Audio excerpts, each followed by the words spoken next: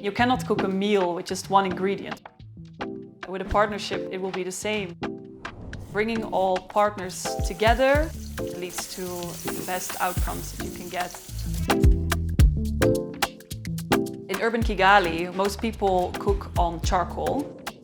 Charcoal is relatively expensive. It produces a lot of smoke. It causes a lot of health problems. Partners in Pellets is an impact cluster of 5 different partners. Together with RVO, we got the impact cluster financing to really formalize our partnership. Together, we're offering an eco-friendly solution, which is the wood pellet stove.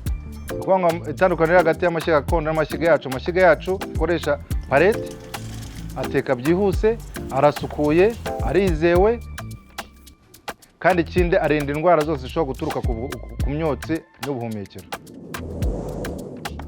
Pellets zikozwe mu bisigazwa by'ibiti nka sawdust, aribyo barizo, hamwe n'ibisigazwa bituruka ku buhinzi.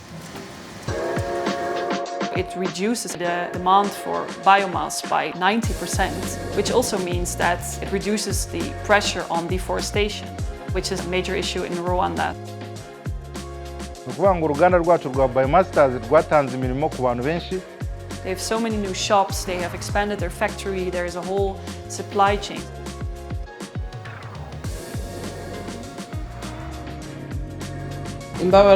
Irambabara biomasters maze nk'imyaka 2 nyikoresha.